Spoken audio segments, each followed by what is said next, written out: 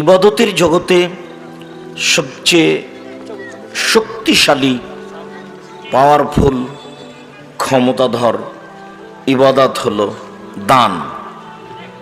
এরপরেও যদি মানুষের সলাত না থাকে তাহলে আল্লাহ তাআলা দানের মতো ইবাদতকে কেটে দিবেন, ওটা বাতিল। তাসবিহ, তাহলিল, জিকির, আজকার আল্লাহর কাছে খুব পছন্দনীয় ইবাদত।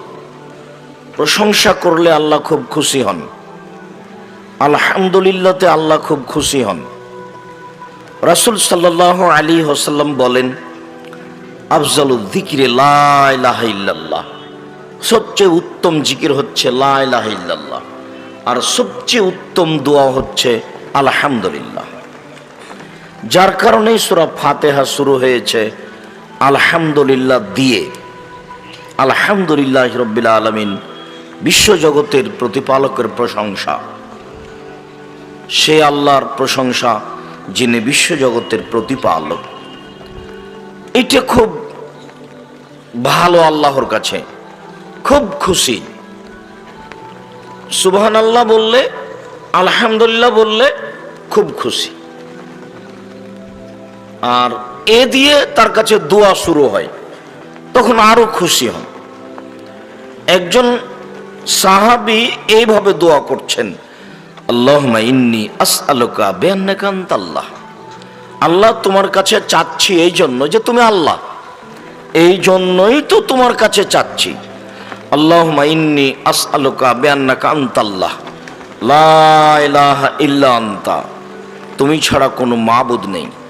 আল আহাদুস সামাদুল্লাযী লাম ইয়ালিদ ওয়া লাম ইউলাদ ওয়া লাম ইয়াকুল লাহু কুফুয়ান আহাদ, তিনি একক, তিনি নিরপেক্ষ, মুখাপেক্ষীহীন, তিনি ছাড়া কোনো মাবুদ নেই।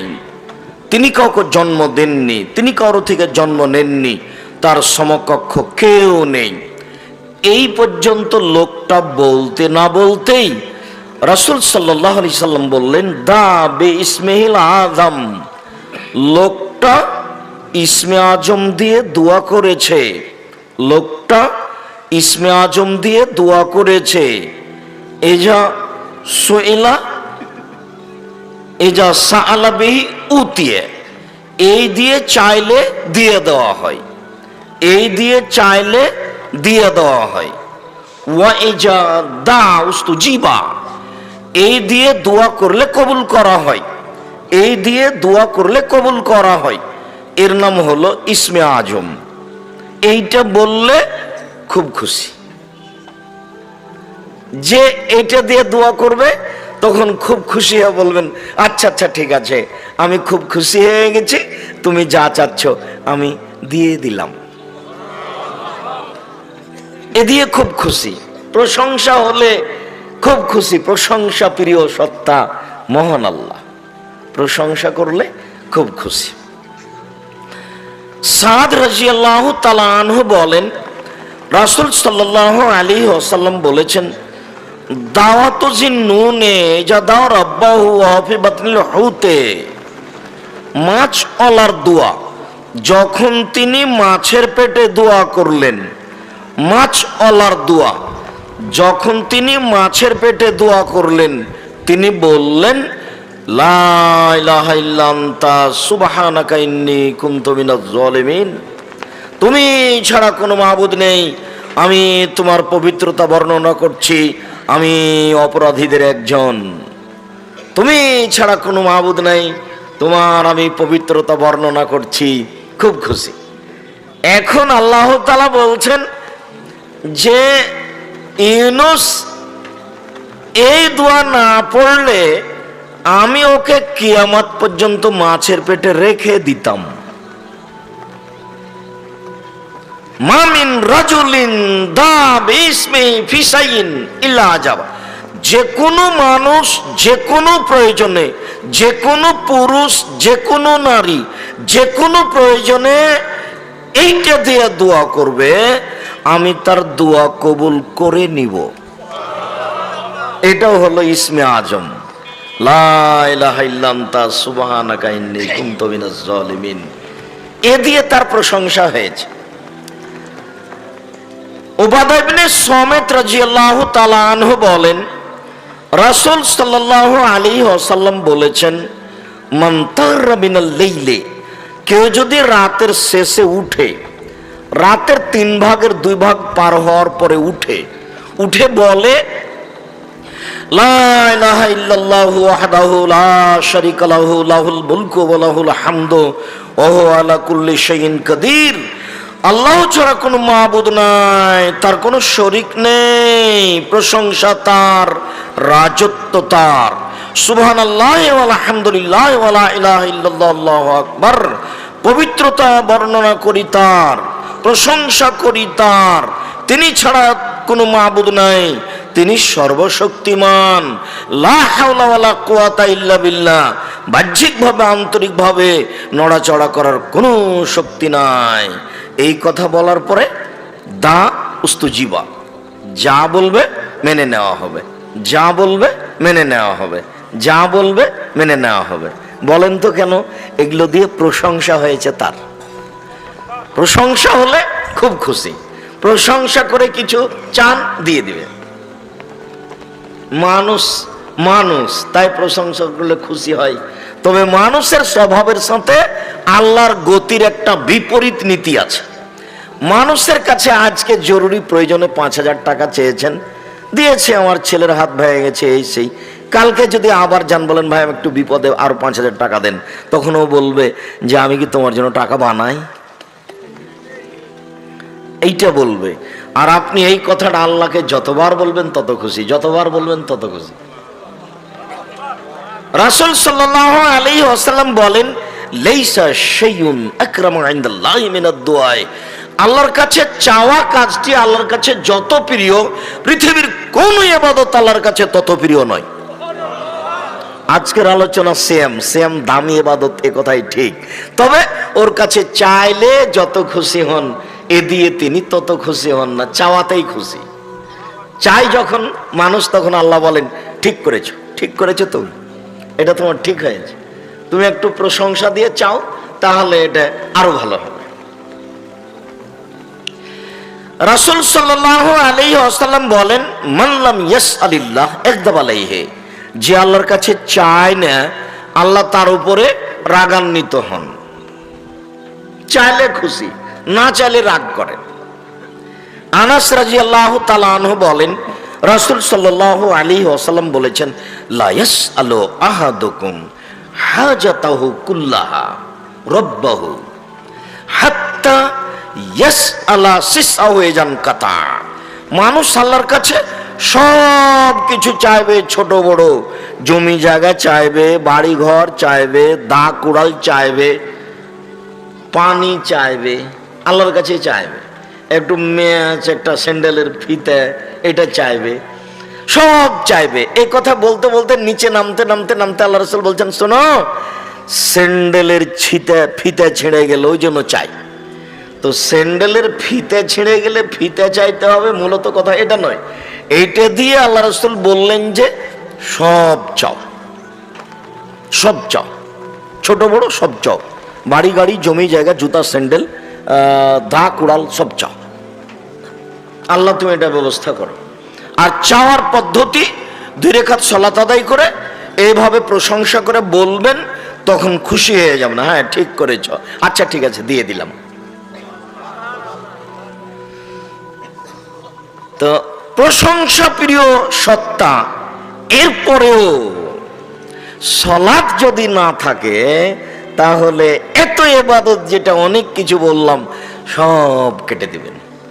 যা সালাত যখন নেই, কিছুই নেই। আব্দুর রাজ্জাক সাহেব, এতক্ষণ তো মনে করছিলাম যে ভালো কিছু বললেন, এবার ঘুরে আবার এখানে আসলেন। জি, সালাত যখন নেই তখন এগুলো কিছুই নেই। আর বড় বড় বিপদে, অতীতের বড় বড় মানুষ বিপদগ্রস্ত হয়ে 2 রাকাত সালাত আদায় করে আল্লাহকে বলেছেন, তখন আল্লাহ বলেছেন আচ্ছা ঠিক আছে। যেমন আপনারা জানেন, জোরায়েজ খুব বড় পরহেজগার মানুষ, হাজার বছর আগে, ওই যে ওখানে পাশে দাঁড়িয়ে গল্প করছে কেন, এই কোন ধরনের স্বভাব? আপনি এই সাহস পেলেন কি করে?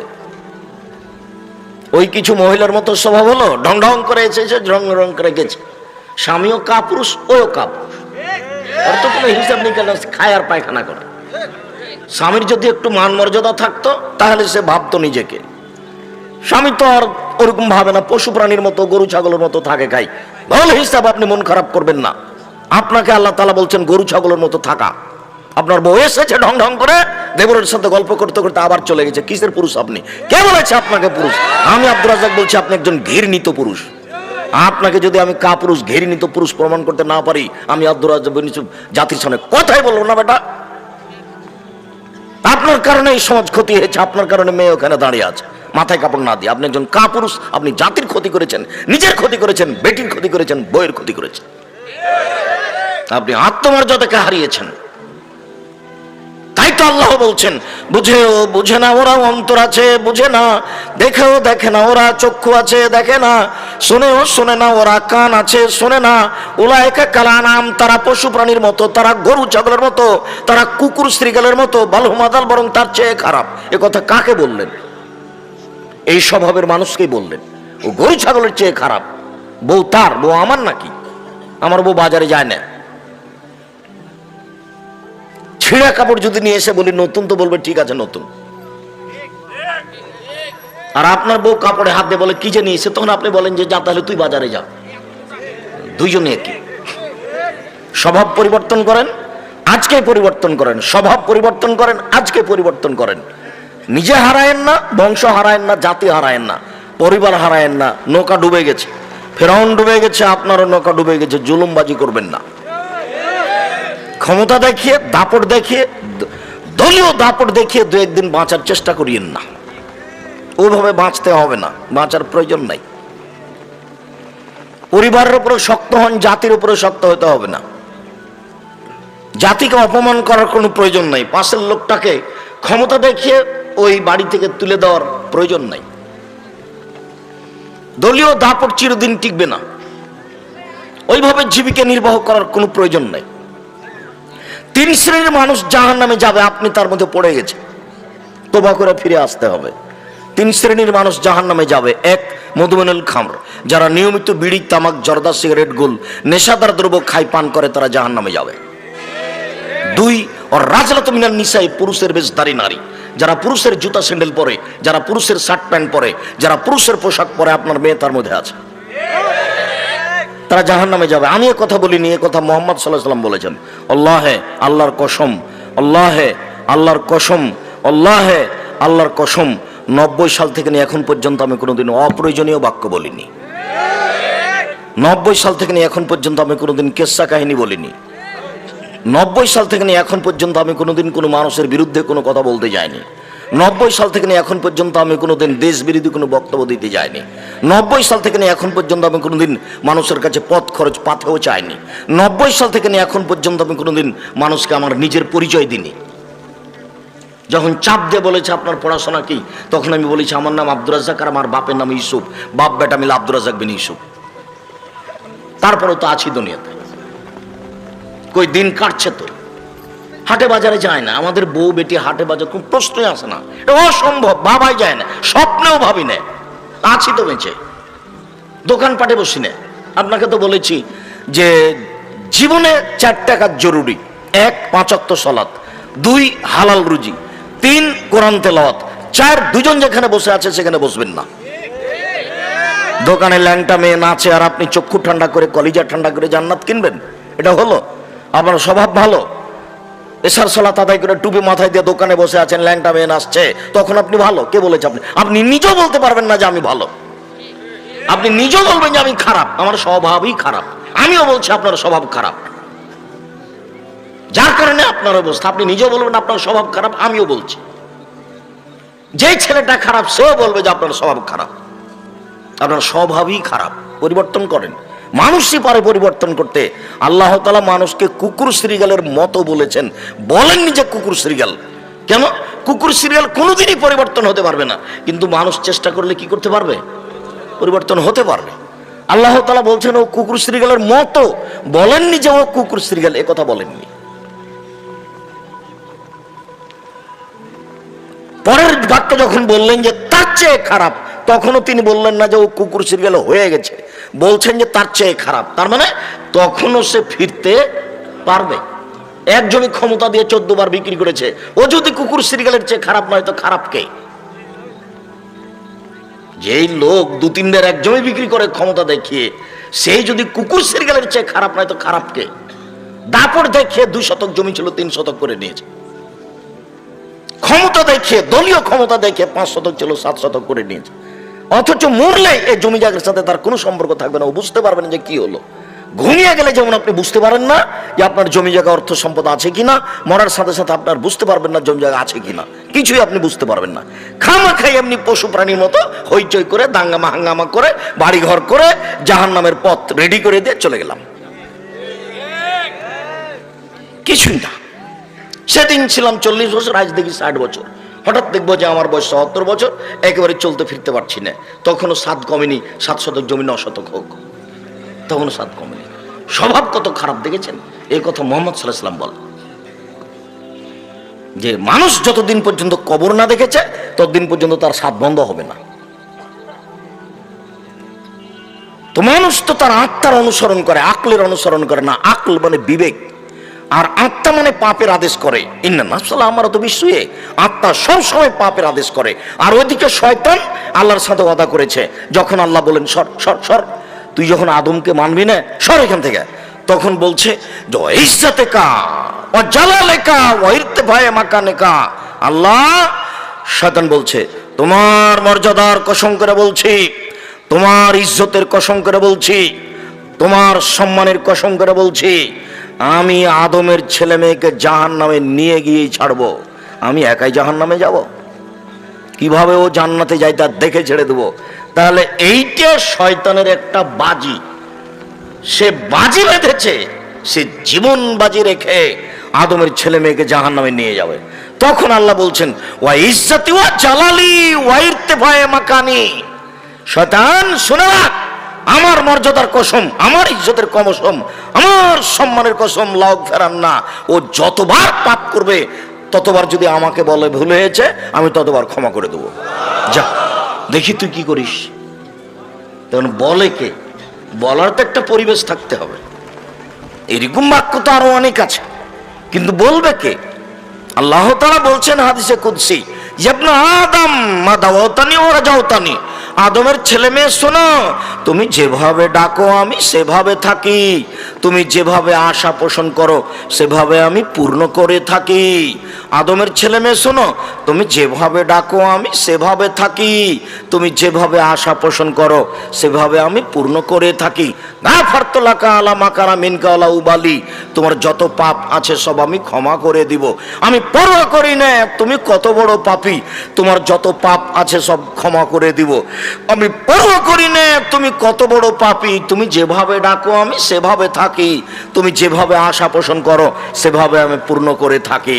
আদমের ছেলে মেয়ে শোনো, লাউ বালাগাত জুনুবুকা আনানাস সামায়ে, তোমার পাপ বেশি হতে হতে যদি আকাশে লেগে যায়, পাপ আর পাপ, ফাস্তাগফিরতানি, এরপরে যদি তুমি আমার কাছে ক্ষমা চাও, গাফারতু লাকা, আমি তোমাকে ক্ষমা করে দিব, ওয়ালা উবালি, আমি পরোয়া করি না তুমি কত বড় পাপী, আমি পরোয়া করি না তুমি কত বড় পাপী, আমি পরোয়া করি না তুমি কত বড় পাপী, তুমি যেভাবে ডাকো আমি সেভাবে থাকি, তুমি যেভাবে আশা পোষণ করো সেভাবে আমি পূর্ণ করে থাকি।